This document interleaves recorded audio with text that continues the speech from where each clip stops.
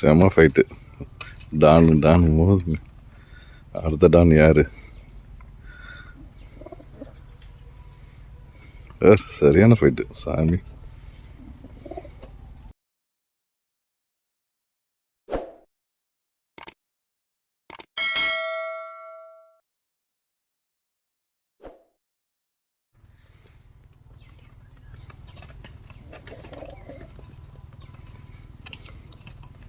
செம ஃபைட்டு.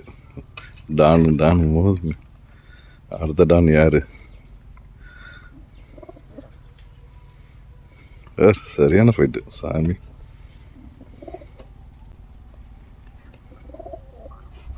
அவன் எஸ்கேப் போயிட்டான்.